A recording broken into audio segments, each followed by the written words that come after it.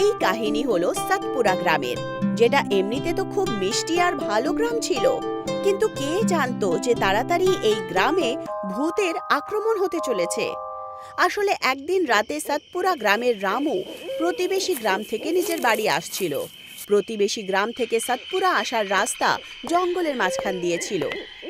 সেই রাত্রিবেলা রামু নেশায় ছিল, আর যেইমাত্র সে জঙ্গলে ঢোকে তক্ষুনি সে দেখতে পায় যে জঙ্গলের ঠিক মাঝখানে ও একটা পুরনো রকমের আর খুব খারাপ অবস্থায় ট্রেন দাঁড়িয়েছিল। আরে ধুর বাবা, এই রাস্তাটা তো আমার বাড়ি আমার এলাকার দিকেই যাচ্ছে, কিন্তু এই ট্রেনটা আমার এখানে কি করে এলো?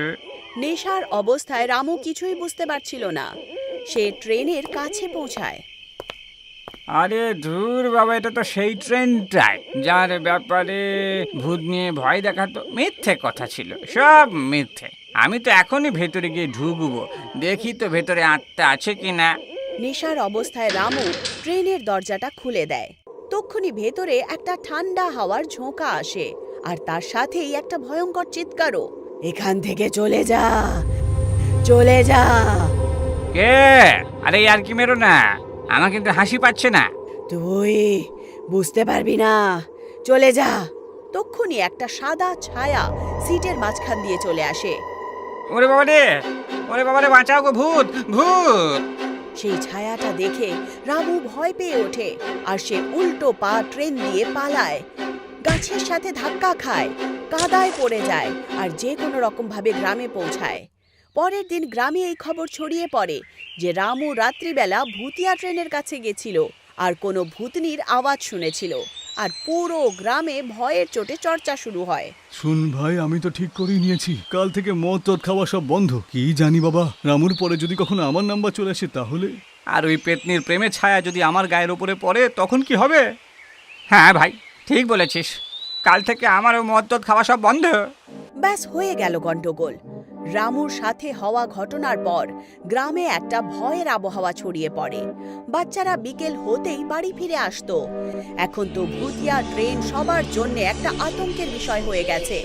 একদিন রাত প্রতিবেশী গ্রাম থেকে ফেরত আসার সময় রোহিত আসছিল বাইকে। যখন সে জঙ্গলের কিনারা দিয়ে যাচ্ছিল, তার বাইক হঠাৎ থেমে যায়। রাত্রি 1টা বাজছিল। ওফ, এত রাত্রিবেলা বাইকটা বন্ধ হয়ে গেল। আর এটা এখনই হবার ছিল যত সব। সে বাইক স্টার্ট করার চেষ্টা করে, কিন্তু ইঞ্জিন খারাপ হয়ে গেছিল। হেরে গিয়ে সে হেঁটেই গ্রামের দিকে রওনা দেয়, কিন্তু তক্ষুনি সে জঙ্গলের দিক থেকে কিছু একটা আওয়াজ শুনতে পায়, যেন কেউ ফুসফুস করছিল। এটা আবার কি? আরে ওখানে কি কেউ আছে নাকি? সে নিজের পা জঙ্গলের দিকে ঘুরিয়ে দেয়। জঙ্গলে ঘন অন্ধকার ছিল, কিন্তু সে নিজের মোবাইলের ফ্ল্যাশ লাইট জ্বালিয়ে হাঁটতে থাকে। কিছুক্ষণ যাওয়ার পর সে আবার সেই আওয়াজ শুনতে পায়। যেইমাত্র সে গাছের আড়াল দিকে তাকায়, সে দেখতে পায় সেই ভূতিয়া ট্রেন। ট্রেনের কাছে দুজন দাঁড়িয়েছিল, একটা পণ্ডিত আর একটা বয়স্ক লোক। দুজনই আস্তে আস্তে কিছু একটা বলছিল।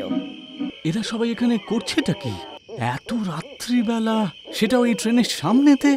রোহিত চুপচাপ গাছের আড়ালেই লুকিয়ে থাকে, আর কিছুক্ষণ পর আওয়াজ না করে সে ওখান থেকে চলে যায় আর তাড়াতাড়ি বাড়ির দিকে যায়।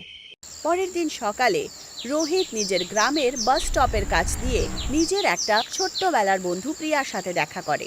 প্রিয়া, তোমার সাথে আমার কিছু বিশেষ কথা রয়েছে, খুব অদ্ভুত ব্যাপার রয়েছে। আরে কি হয়েছে, এত চিন্তিত কেন লাগছে তোকে? কালকে রাত্রে জঙ্গলে আমার বাইকটা বন্ধ হয়ে গিয়েছিল। যখন আমি হেঁটে হেঁটে যাচ্ছিলাম তখন আমি শব্দ শুনতে পাই। যখন আমি ওখানে গেলাম তখন ওখানে গিয়ে দুজন ছিল, একজন পণ্ডিত আর একজন বয়স্ক একটা লোক। ওরা লোক তো ওই ট্রেনটাকে নিয়ে কিছু একটা করছিল, জানো তো? কি?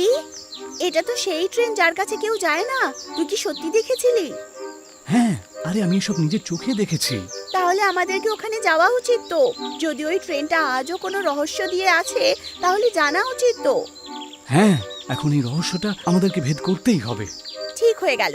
আজ রাত্রিবেলা আমরা পুরনো রেল ইয়ার্ডে গিয়ে দেখব যে আসলে ওখানে কি হচ্ছে। এখন কাহিনী একটা নতুন মোড়ে পৌঁছেছে।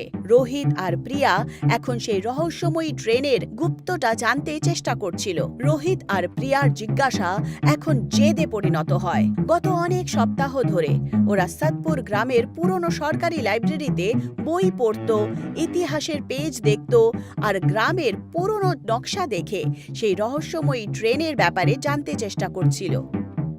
ইতিহাসের এত মোটা মোটা বই, কিন্তু কোনো বইয়েই ওই ট্রেনের কথা লেখা নেই।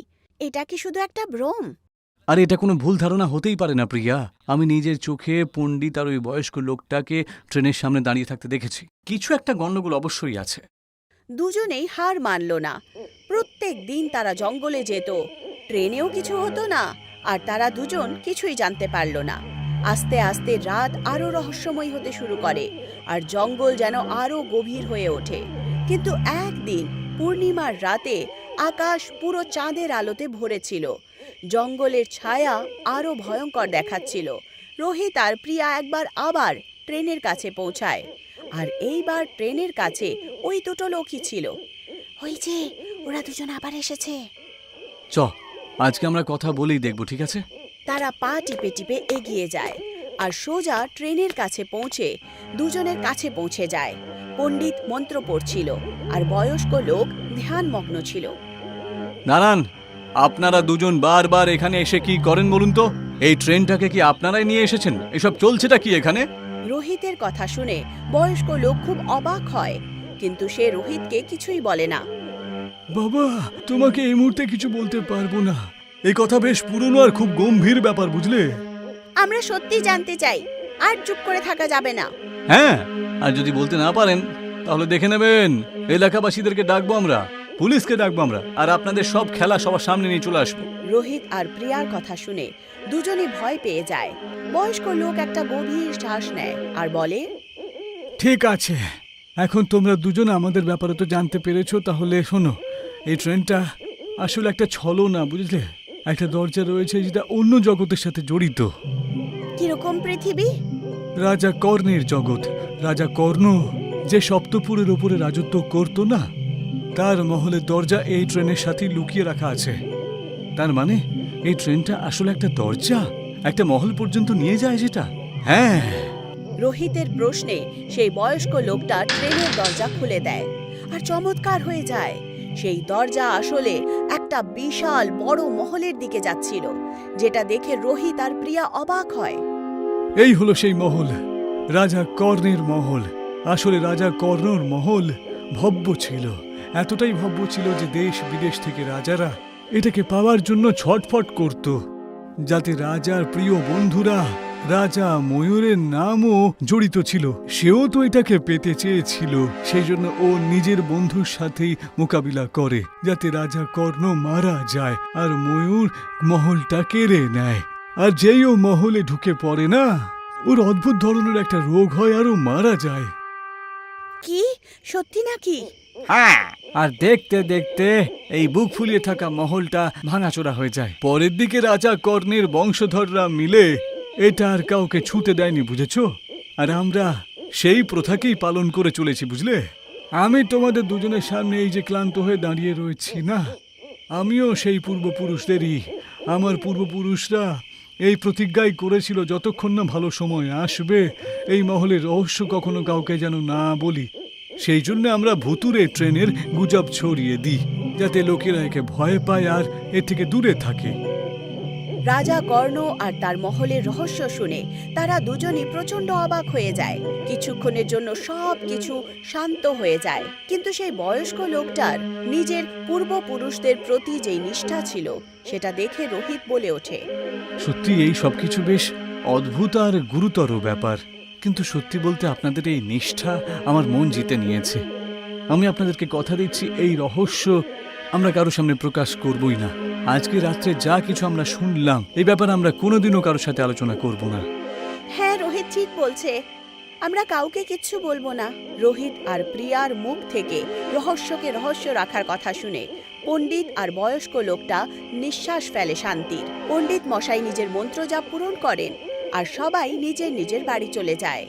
আর এইভাবে সাতপুর গ্রামের মাঝখানে দাঁড়ানো রহস্যময়ী ট্রেনের রহস্যই